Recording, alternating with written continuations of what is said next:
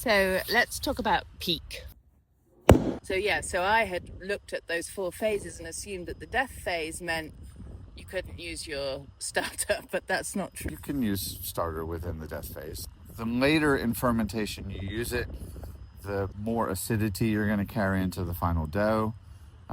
Your bulk fermentation is likely going to happen faster. Gluten breakdown at the end of bulk fermentation is also going to be accelerated. So you've got a narrower window of optimal results the longer you let the starter go. And then if you use the starter on the young side when it's not at peak activity yet, then you can expect a longer lag period in your final dough where nothing appears to be happening, a longer bulk fermentation, and less acidity in your final product. And so that exists, as a range. And so you can adapt your final dough technique based on where you know your starter is.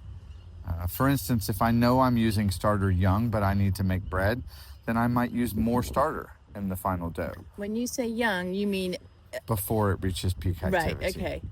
While it's still... No, I've only had it 2 months. You don't mean yes, that? Yeah. Okay. Yeah, within its specific growth cycle. Yeah.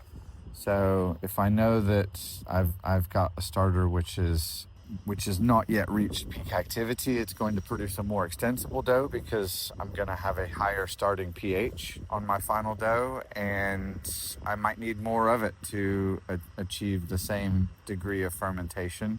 It's going to produce a milder bread, and if I have a starter that's considerably over peak, what I might do is I might actually use less starter in the final dough. So lower the amount of pre-fermented flour that goes into it to try and temper the pH and the speed at which it's going to ferment in the final dough phase.